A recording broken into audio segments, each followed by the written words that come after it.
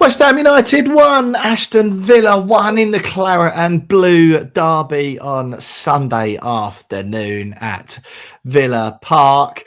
Positivity surrounds the West Ham fans, washes over the Hammers faithful.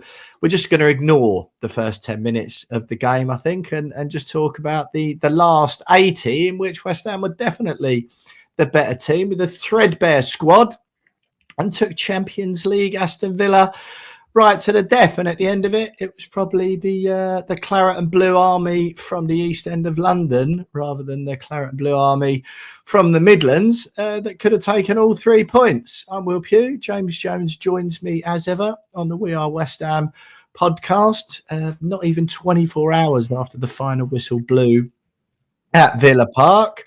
James Jones, delighted to see you again. Initial thoughts after, what I would say is a proper decent point. Well, you certainly changed your tone after the WhatsApp message that you sent last night, mate, which was, I can't quite put my finger on exactly when the message came through, but it was along the lines of, we're rubbish or something like that. I can tell rubbish, you, aren't we? I can give you direct quotes and an exact timestamp.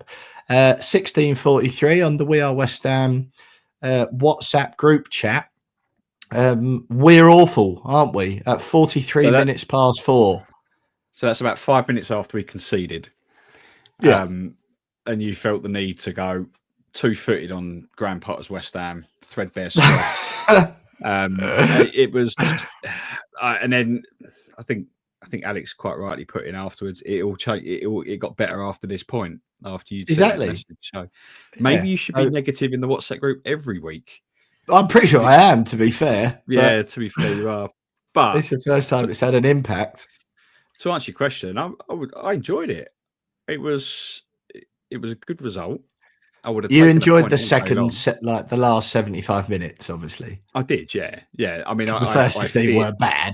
I feared for us, particularly after Ramsey scored, and I was like, "Oh, here we go. This is going to be a bit of a shock because we haven't got defence. It's already been breached, or an attack, and we haven't got anyone up front to score a goal. So if we lose this game, it needs to only be 1-0, and I can't see a scenario where it is only 1-0. Somehow we managed to not only not lose it but score a goal as well. So I thought we were really good given the circumstances. We weren't amazing. We weren't incredible. It wasn't one of the best performances you'll ever see from West Ham.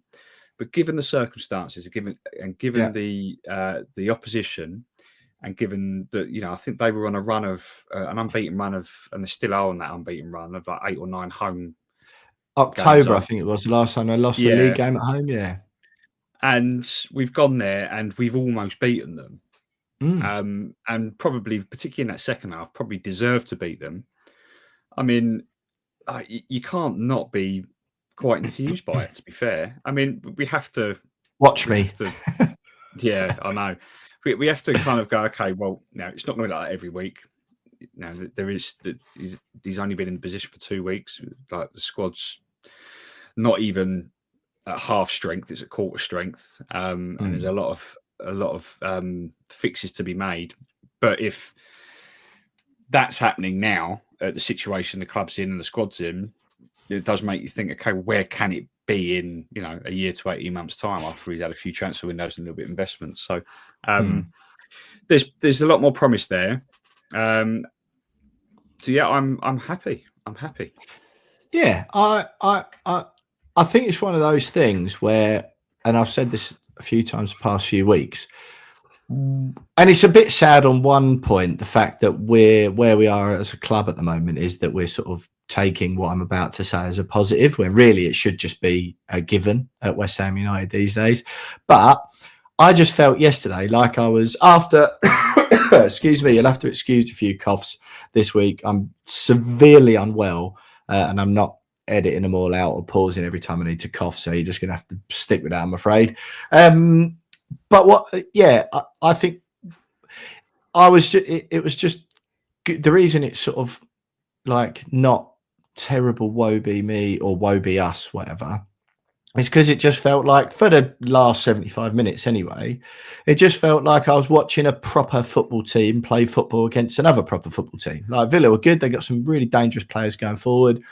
There were times where they had some chances. But like you say, with the vitally important context of all the players we had missing, it just felt like, again, just because some normal players were playing in some normal positions, doing some normal football things, you just felt like, oh, well, at least sort of like we're in the game when we're giving as good as we were getting, I think, was the nice thing. Whereas, of course, under Lopetegui, we were just giving teams a 2-goal head start, effectively, at least a 2-goal head start, by just playing this weird system that wasn't one that looked like it was administered or delivered by anyone who'd ever managed a football team before. So yeah, that's what I mean. The first 15 minutes was really bad, but it is encouraging, particularly away from home, that we managed to arrest that slide, because they scored and then it was after 7 or 8 minutes, and it was probably another 7 or 8 where I was like, oh God, this is going to be terrible. Like, another one's going to go in now. It's going to be game dead by 15 minutes. But yeah, we managed to ride out that storm. Ollie Watkins' header, I think, was the one that made me most nervous, which just glazed past the post. And then, yeah, from then on, really, I thought it was fairly positive. It was just nice watching like us do the best that we could, or Potter anyway, doing the best that he could with the players he had available, and giving us the best chance of winning on the Opposition View podcast with Alex Shilton, sports journalist from The Sun. Big Aston Villa fan who I spoke to last week. Really good Opposition View, that, by the way. If you haven't listened, it's worth listening back to now, because we didn't do loads on the game.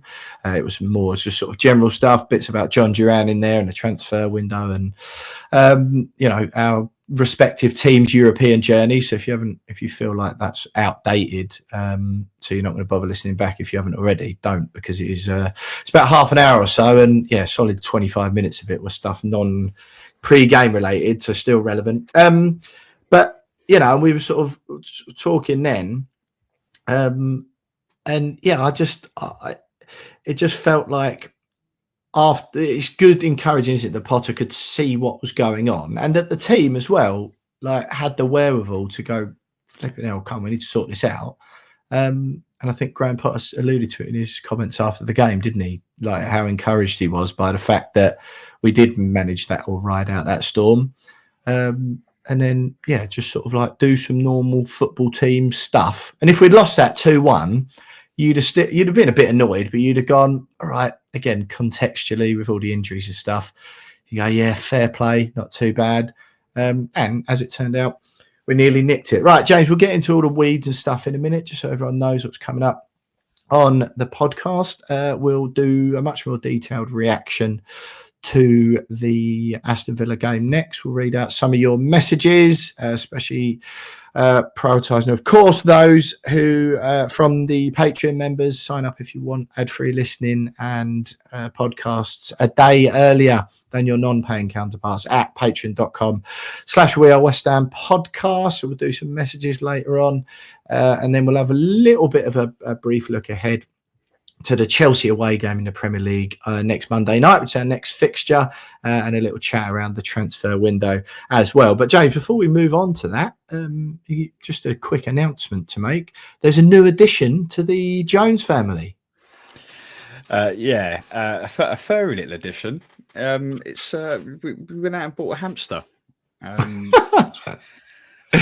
It's 2 weeks ago we took Harrison to Pets at Home, and we didn't go out of our way. It was there. We said, let's go in and look at the rabbits and all the fish and stuff like that. Harrison loves all that. And so we did that, and then we got to the hamster section, and there was a little Russian dwarf hamster there. I didn't even know Russian dwarf hamsters were a thing, but they are. No. Well, is he like an exile or whatever? Is he sort of like an exile? Yeah. He's pro-Ukraine, is he? Pro-Ukraine, and he's very small. Yeah. Her name was Spoon. Right. And we got very attached. As in it was already named in the shop? Already named in the shop. And there was a sign above a little cage to say that they're desperately trying to find little Spoon a home. All right. So immediately Harrison and Luce are like, can we buy a spoon? We need to buy a spoon and give her a home. And, I was like, absolutely not. We came in here to look at the rabbits, not to buy a hamster. We're not buying a hamster. Yeah. 2 weeks later, I'm agreeing. Yes, okay, let's go and buy a spoon. So we get there, and Spoon's already found a new home. So we were desperately disappointed. Heartbreaking. But they did have some Syrian hamsters there. Right. And so again, more exiles, refugees escaping the conflict. It was a refugee hamster. Who knew there was so much of that in the hamster community? Unbelievable. So we gave a Syrian hamster a home, and we got so attached to the name Spoon, we've called her Spoon. I was just going to say, was Spoon separated from her sibling Fork at birth, or no? I don't know. Her two siblings, Fork and Knife, sadly died. Not sure on the family history of the family tree, but as they tried to flee Vladimir Putin's tyrannical reign or something. Yeah. So Spoon is the new member of the Jones family. Right. We got a Thursday night, so she's settling in. Trouble is, last night we got her out of her cage. Harrison got to bed, and I came downstairs, and there's Luce on the sofa with Spoon in her ball. You have to spend 2 weeks with hamsters, get them getting used to. You can't really handle them that much, right? For the first couple of weeks, so we're kind of slowly getting her used to us. And I walk into the front room, and there she is. Spoon's on Lucy's hands, and I'm like, oh, brilliant. Then I had to go, and then she's clearly got freaked out by something, and she's seen her moment, and she's made a run for it. Jumps off the sofa, run underneath the sofa. To spend a couple of hours trying to entice this little Spoon out from underneath the sofa. Brilliant. But we did it, and she's all right, and she's great. And it's Harrison wanted to call her Fire, but we stuck with Spoon. Well, hang on. So surely, like, when you buy a hamster, it sounds, at first I was like, oh, that's a cute thing you've done for Harrison. Firstly, it sounds like you've done that far more for Lucy, if I'm honest. Yes. And secondly, because surely you let, like, Harrison's 5 now, am I right in saying? He's 5, yeah. Yeah, surely you let the 5-year-old pick the name of the new pet rather than the parents be like, nah, this isn't about you. This is about us, and we call it Spoon. And it was about him. Like, he thought he was about to get ready for bed on Thursday, because it was about 6 o'clock in the evening. Thought he was going to get ready for bed, and then we went, put your clothes back on. We're going for a drive. And we didn't tell him until we got there, and that's when he was like, "Oh my god, we're buying a pet." Amazing. But what are you going to call it? He's like, I want to call her Fire. And immediately I was like, I quite like that, but I'm really attached to Spoon. So we kept saying the word Spoon to him, to the point where he started then calling her Spoon, and then we were like, right, okay, we've got rid of Fire. It's definitely Spoon. But I think arguably, Spoon's a great name, to be fair, for a hamster. Like, it really is good. But I don't hate Fire at all. That's strong. I like that. It's a strong name, yeah. It's a strong name.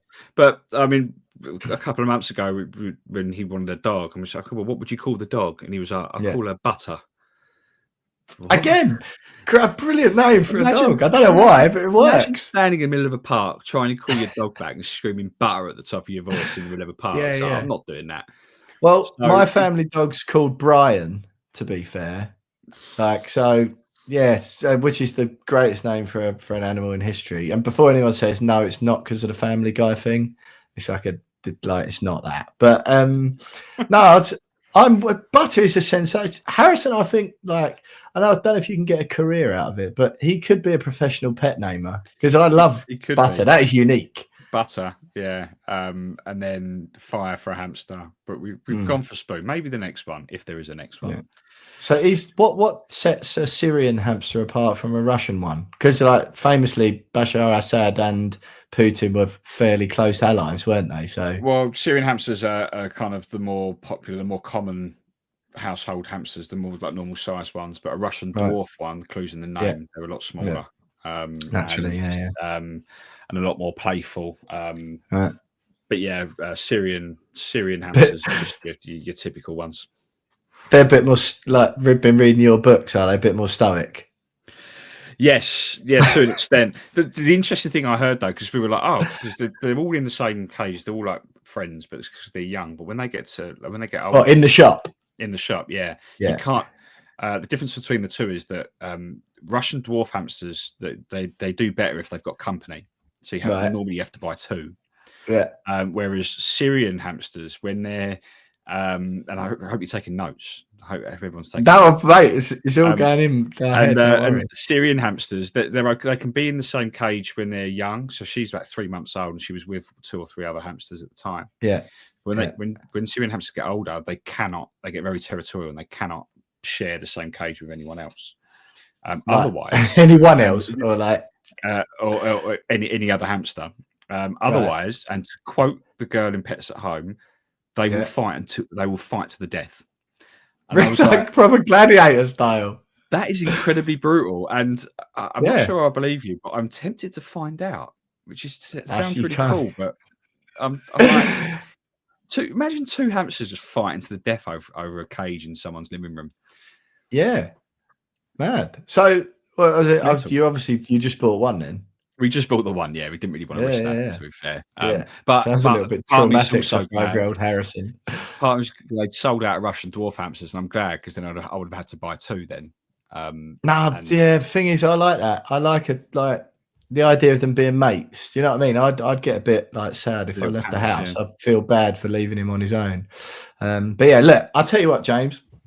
If there's anyone who's in recent weeks, we've obviously launched on Patreon. If that hamster chat there isn't worth £3 a month, then I don't know what is. This is one of 8 podcasts. Who knows what other useful, insightful pet information that you'll get in the coming weeks. And not only that, who knew that there was political alliances similar to what we see with human beings with Russia and Syria in hamsters as well. There we go. I had absolutely no idea. Patreon.com/We Are West Ham podcast. For ad-free listening, you get every podcast 24 hours early, or a day earlier than everyone else. And, excuse me, exclusive pet news and pet information, if ever you need it. If there's any of you thinking about getting any pets sort of in the near future, and you want a little bit more information on it, and you can't be bothered to do any research yourself, send us a DM, and we'll get James Jones on the case for you with a little stat pack. Bit of comparison work. And on top of that, if you're struggling for a name, I'll ask Harrison, and he'll be able to get a name. 100%. Exactly. Yeah. Could be yet another exclusive benefit Patreon members get. Direct access to James Jones' 5-year-old son to name any household pets. Brilliant stuff. Right. Let's move on to talk about football. Don't forget to follow us on socials at @WeAre_West Ham on Twitter, We Are West Ham Pod on Instagram. Subscribe to the YouTube channel as well, where you can watch clips. And another place you can get video clips is patreon.com/We Are West Ham podcast, where as well as the podcasts a day earlier than everyone else and ad-free listing, we post a load of video clips and stuff on there soon. Thanks so much to everyone who's signed up so far. Really appreciate each and every single one of you. We'll be doing some messages from our Patreons and a couple that have come through on our socials. Next up, stay with us. Good podcast coming up today. I can feel it. It started off with an absolute bang with a hamster chat, and I promise we'll chat about football next. Another game, another formation, and another starting 11. 1 centre-half, 4 full-backs and no striker. I'm not sure if Graham Potter's sending a message to the recruitment team or not. Importantly, if we get a striker and keep this 3-4-2-1 formation, where does Paqueta fit? He's running his socks off out of position, and leaving him up front helps overcome his laziness at times tracking back. But you'd expect Kudus, Bowen and a striker up front. Soler to drop centrally next to Alvarez, leaving in the long run, which leaves Paqueta and Souček without a spot. As much as Souček is coming on, I can't see Paqueta as willingly being an impact sub. That's from Paul on Patreon. He's talking about the Aston Villa game there, of course, James. What do you make of that? He's sort of chatting about Paqueta and basically, I think what his point is what happens when everyone's fit. What do you think Potter? What do we play like? So we've sort of already covered how well West Ham played, considering all the things Paul said there, that 1 centre-half, 4 full-backs and no striker. What do you think the best team is if everyone's fit? And where, as Paul said, do you think that leaves Paqueta and Souček? Because Souček, again, he's got the bit of the Mark Nobles about him, isn't he? Mark Noble famously said one of the things he's most proud of in his career is that he went through, I think, 9 or 10 West Ham managers. and each and every one of them kept him in the team on the regular, because he sort of continually had to prove himself to someone new, and he managed to do that. Feels like that's what Souček's had to do, because Lopetegui tried to bomb him out, and then he sort of proved time and time again how important he is to West Ham, despite the grief he gets off some fans because maybe he's not as aesthetically pleasing as some others. But Souček's certainly one of the first names on my team sheet. But if everyone's fit, James, what do you think the formation is for Potter? And where does that leave Paqueta and maybe Souček? It's difficult to call a formation. I mean, Potter notoriously doesn't have one specific preferred formation. I think at both Chelsea and Brighton, he chops and changed depending on who he was playing. I think, one week we can... New question then. I agree with you. New question. What would have been the starting formation and 11 against Villa on Sunday if everyone was fit? I don't know. I think the actual formation and the system... You got any answers to my questions? No, listen, I'm answering now. It was probably the right formation and system. Yeah. I probably, if we had a striker, Paqueta probably would have been where Soler was. I mean, we'd have had a striker up the top. Wondering where Bowen fits there. I mean, maybe Bowen. It's a difficult one to call. He's on the right wing, isn't he? He's on the right wing. But then talking about Souček, I think he's the one that falls out long term. Nah. I think Graham Potter's the manager that brings an end to Souček, and that's not because I want it, and that's not because I'm looking forward to it. I'm dreading a future without Thomas Souček in our midfield. But having watched the game against Villa, I found that there were times when he just was a little bit too slow. I think overall our midfield is just too slow generally on the ball. And out of possession. I felt like we just a little bit a fraction behind the play. He's a flipping captain at the moment. You can't beat him out of the team. No, I mean long term. The moment Jared Bowen comes back, he's not going to be captain, is he? No. But yeah, I think if we're talking about where does Paqueta and Souček fit in a fully strength West Ham team? Well, I think it's Paqueta that comes in instead of Soler and plays where Soler was playing yesterday.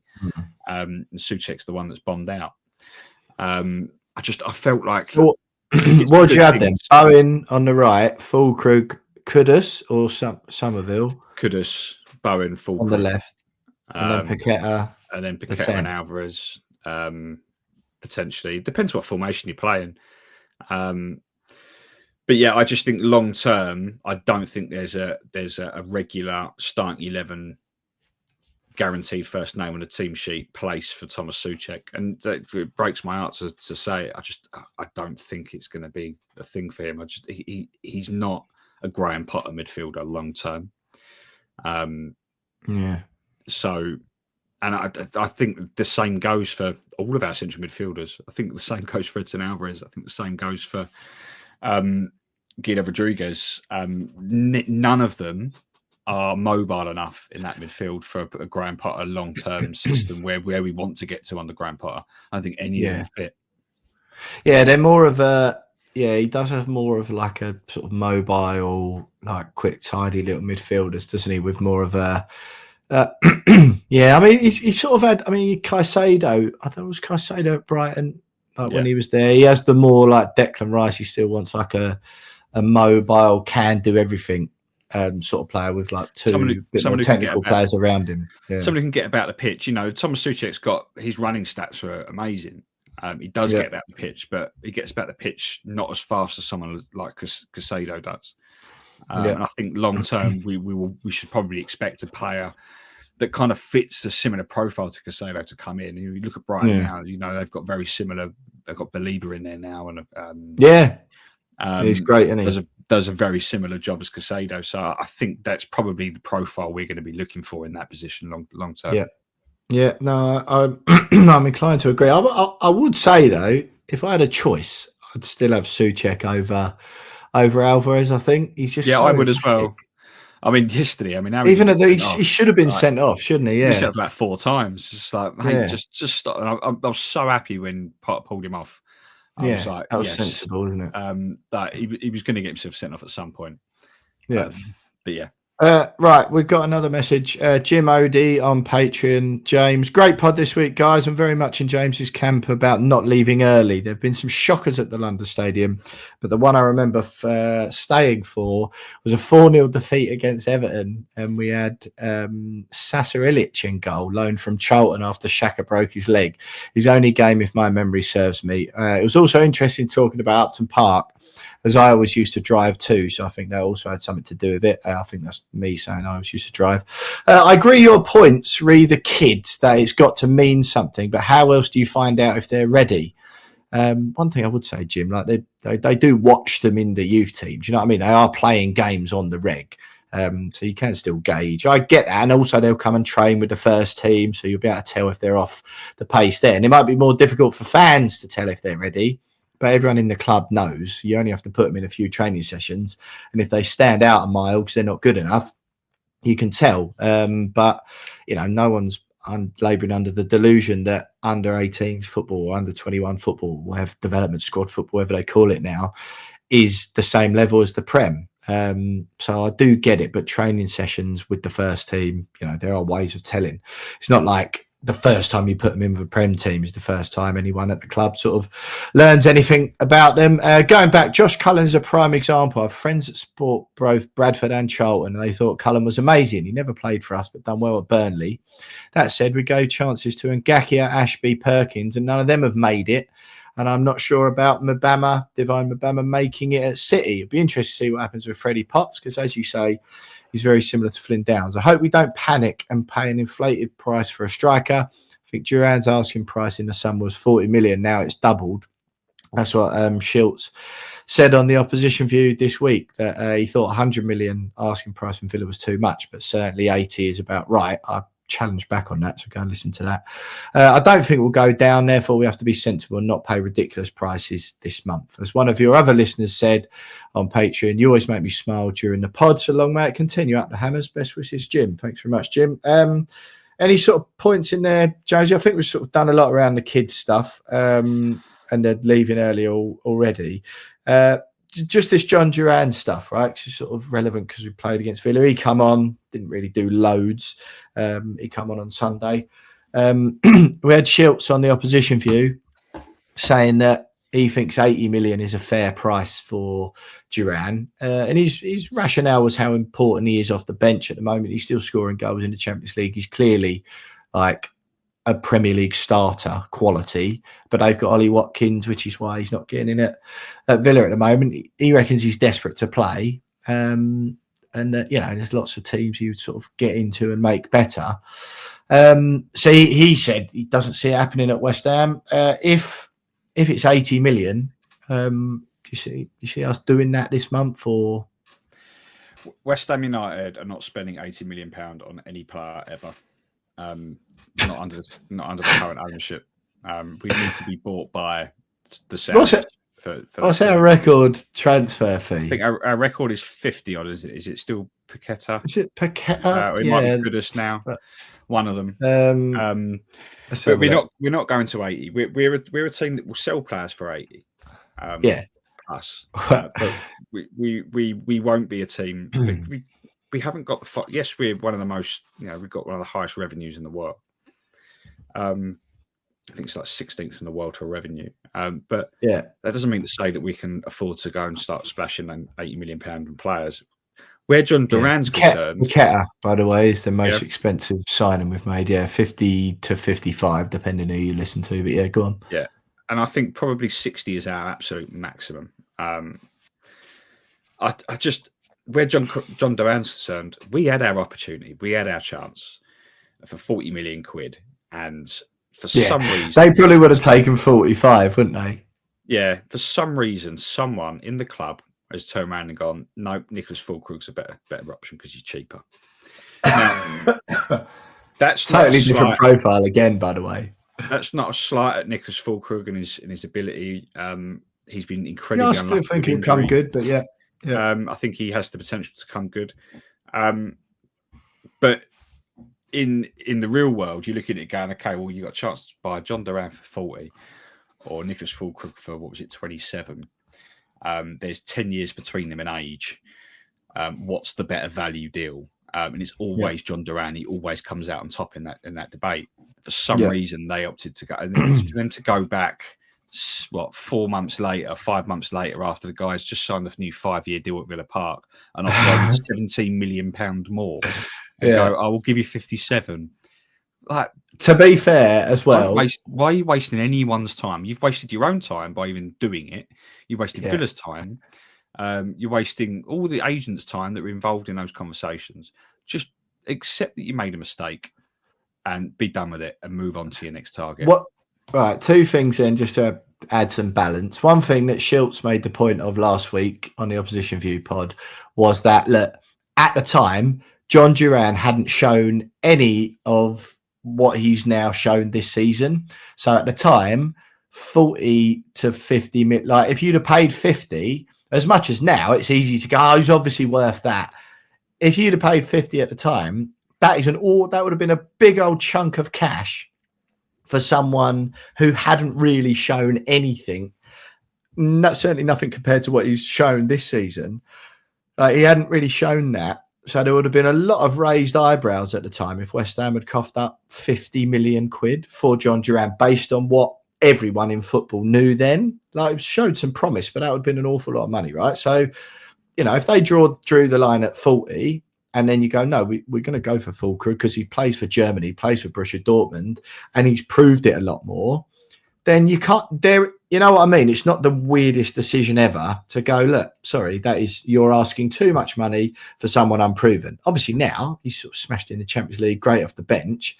It's easy now to go, "Oh, look, he's obviously worth more than 40. And you go, "All right, well, yeah." But at the time, we made the decision based on what we knew. Like, you can. Do you know what I mean? It's not like it's not mental, is it? I see the argument, but when you get into that level of willingness to spend that level of money, right? You already know what the guys draw a line somewhere, haven't you? No, but you don't. They didn't know what he was capable of. But then why you? I think one of our offers was 30 million.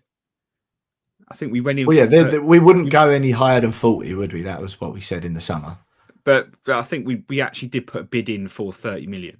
Yeah. So when you're talking about signing a football player for 30 or 40 million pounds, you have a certain level of confidence of what he can deliver you in return for that investment, right? Yeah. Right. So therefore, you can't. I find it difficult to then go, "Yeah, but he was very unproven at the time." The scouts and the club will have known exactly what type of player that they were willing to invest that level of money on. But you've got even Aston Villa fans going, "We didn't know he had this in him." Yeah, what we've seen this season. Even Aston Villa fans said that. The fans aren't seeing him in training. The fans aren't seeing his scout reports. The fans don't see him week in, week out. They only see him for the last 10 minutes of games when he comes off the bench for the last 2 seasons. Yeah, which is kind of the level that he was at. I think he scored a few goals towards the end of last season, which showed the promise. But there would have been players that have been scout reports, extensive scout reports, going, "This guy is going to be someone. Let's offer 30 million. Let's test the waters with 30 million, but we'll only go to 40 million." Yeah, that's fair. You got to draw a line somewhere. You do, but I think the argument to say, "Well, we don't really know whether he was going to be that good or not," it kind of doesn't wash when you start talking about those fees. You know he's going to be good. If you're offering that money, you got a level of confidence to go, "This guy is the striker that can fire us back into Europe." But then when you get to a certain line, if you've got another option in Füllkrug and you're getting further and further away, as in it's costing you more and more and more to get the potential signing, i.e. John Duran, or you go, "Actually, look, this is well above what we're having to pay over here for an established German international who scores goals who we're getting from Borussia Dortmund, not the bench of Aston Villa." Like, it's not the weirdest decision ever to go with Füllkrug. And to be fair, Füllkrug's been well unlucky with injuries. It's just easier to say now, isn't it? That's what I'm saying. But I think also there's been a lot of criticism surrounding the economics of the Füllkrug deal, and I completely get those arguments in that, the guy's 29, had an ACL injury only 3 years ago, and they offered him, what was it, a 4-year deal and bought him for 27 million or something like that. It's like that economically, it doesn't make any sense. Yeah, like, it makes no sense, and he'd be one of the top earners at the club as well. And what we spoke about on the Opposition View podcast was that's what Villa were annoyed about with it wasn't the 57 million amount as such that the West Ham's bid that they were annoyed with. It was the makeup of the deal, the structure of the deal, i.e., along the lines of, West Ham offered a tenner up front and we'll give you the other, we'll give you the other 56.5 million over the next 36 years. Yeah. But like the whole, the package that brought Füllkrug to West Ham makes the decision to go for him over Duran even more bizarre because of the makeup of the contract that he's got now at the club. For me, the injuries that he's got are irrelevant. Like, it is what it is. Like, players get injured. It's just back to his. And whenever we buy a striker, it happens.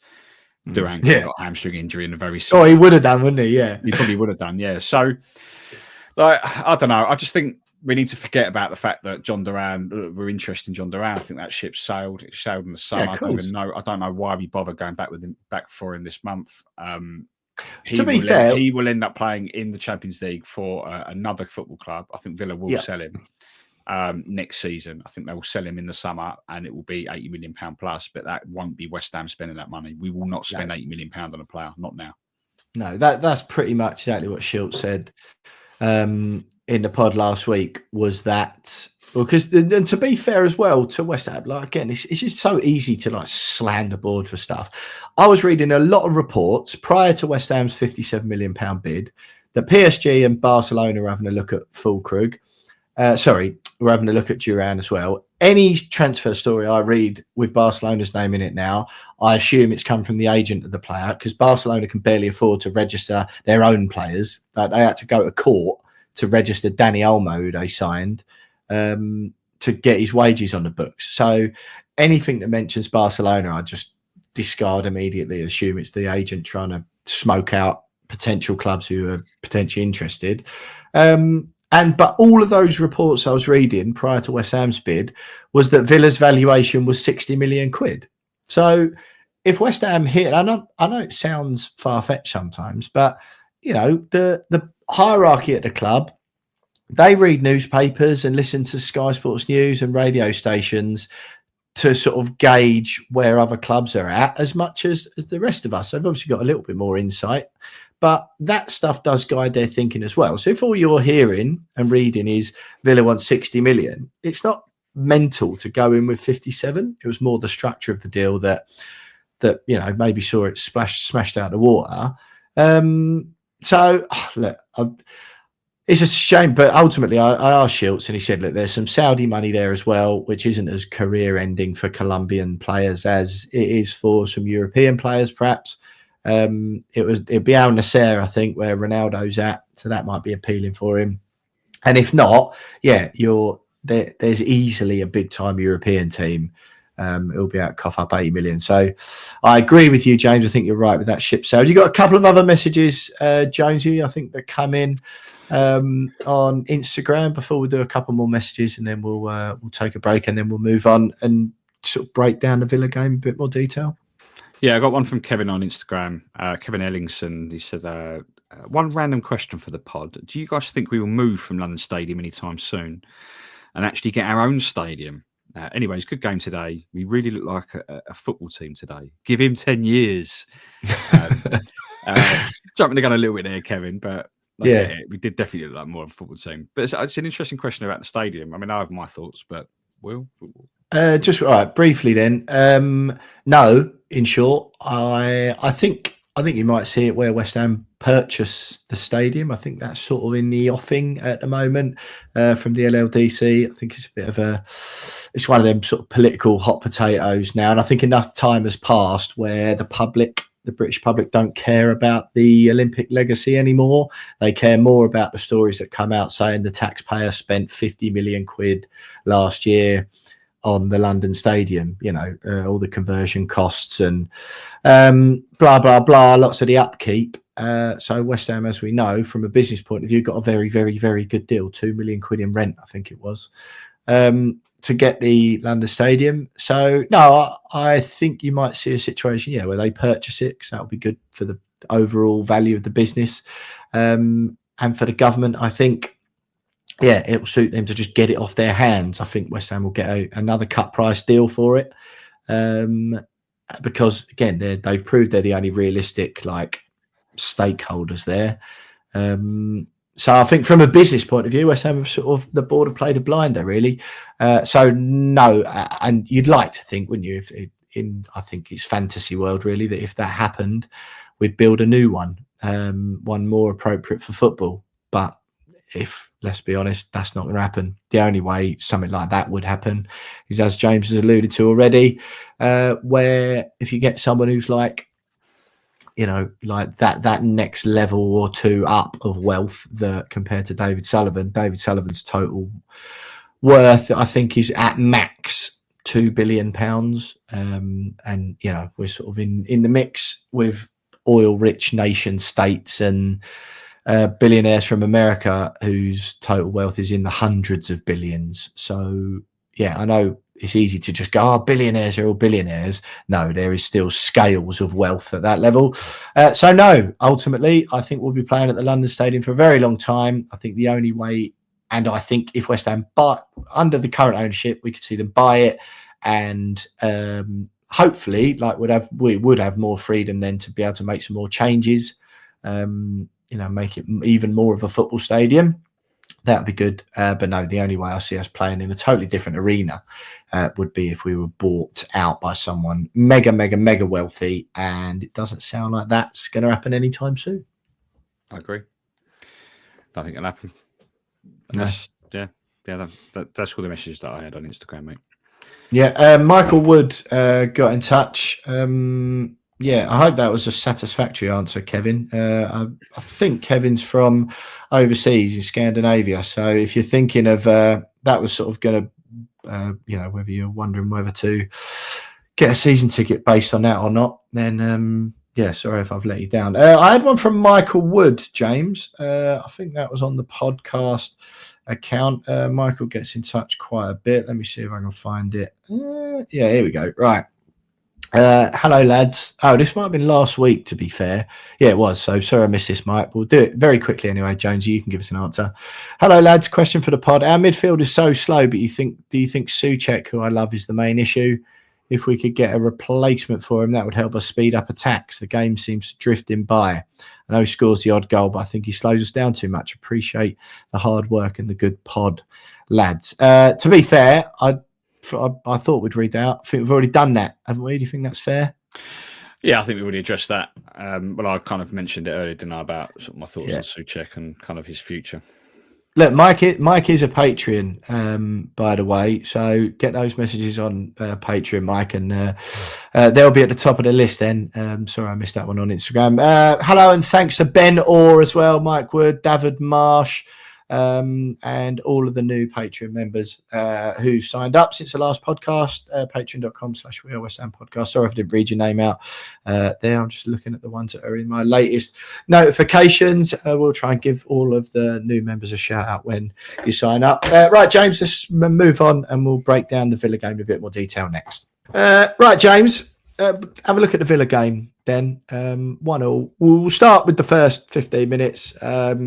Obviously, what do you think it was that made us look so poor? What was it that you could highlight? Because I found we struggled again, as we did under Lopetegui, with just balls straight through the middle. It felt like we was far too easy to cut through. What did you think?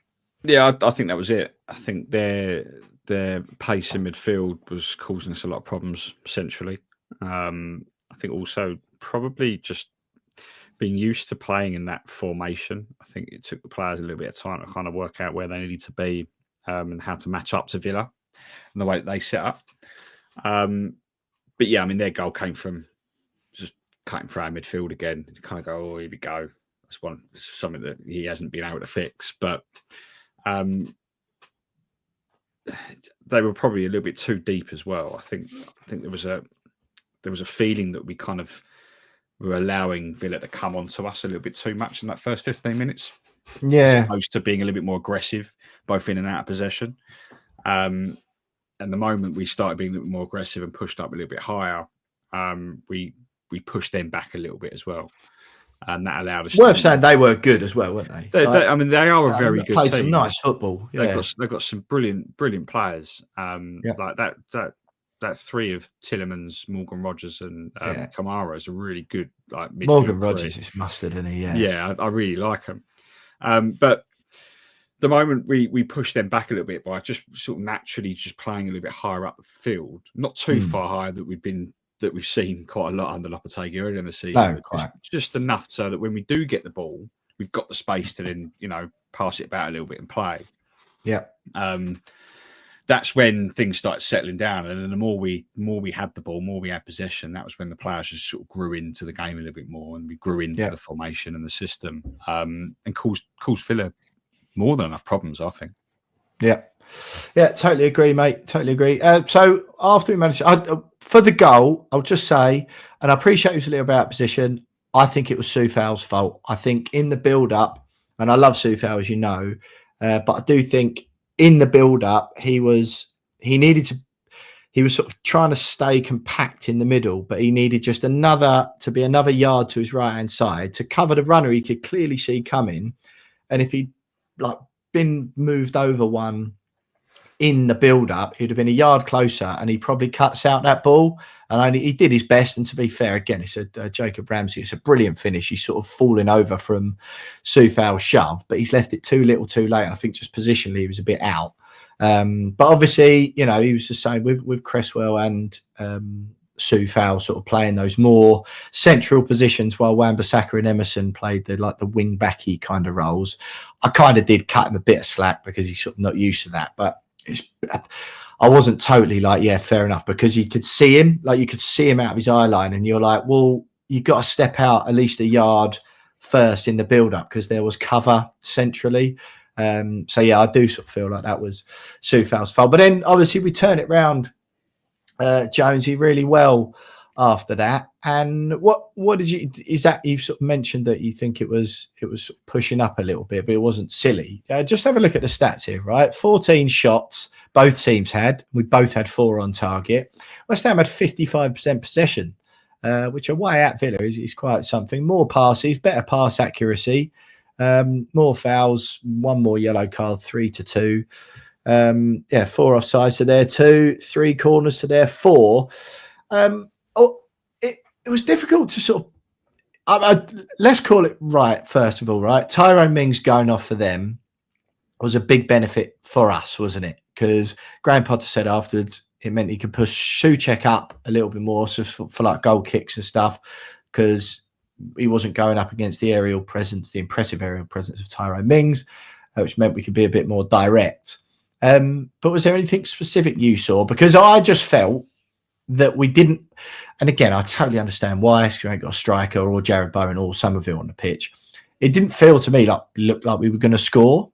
And it seemed to me we were getting the most joy down the wings, but we often didn't do that. We'd play the ball around, and I didn't mind the patient build up. There's a few times where we sort of got the ball and reset and start again. I don't mind that when you're away. But it felt to me a lot of the time we went centrally, and then you'd find Kudus trying to dribble around 6 people, which he's doing a little bit too often for me now, and he's losing the ball quite a lot.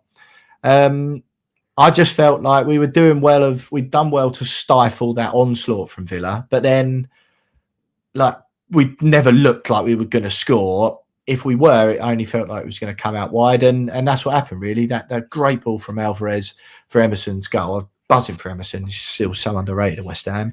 And then we had the other one where Martinez dropped it as well. It just felt that was the only chance. We had no luck through the middle, is what I'm trying to say.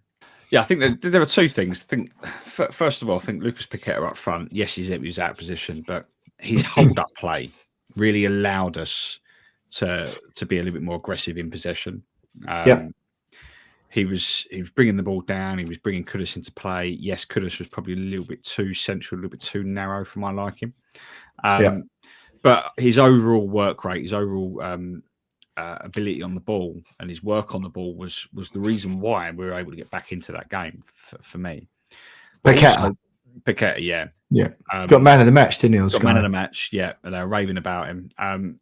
The other thing for me was that, and it does speak to the decision to kind of almost exploit Luca Digne being put in at left centre back. Yeah, was that we whenever we could, we overloaded that right hand side. There were times when Soufal was overlapping Wan-Bissaka, and Wan-Bissaka was overlapping Soufal, and then Edson Alvarez would come in and help, and that's kind of what led to the goal. crossing from deep. And we were doing that a lot, and we were getting a lot of joy down there. Paquette was getting involved when he could as well, and there was a lot of times where we beat their wing back or their full back, and then you're either already past Luca Dini or you're one-on-one with him in a situation where he was not comfortable. The moment he got put in that position in the first half, he was a couple of misplaced passes. He was all over the place. And I think that's how we got back into the game and probably could have won it as well. We immediately saw that and we exploited that problem. So tactics at work. We needed a tactician in charge to be able to see that. Finally, we got one. But yeah, I think it was those two. Those were the two key things for me. And I think your assessment of Kudus is absolutely bang on. Trying to do way too much. He needs to really simplify his game. Otherwise, he can go.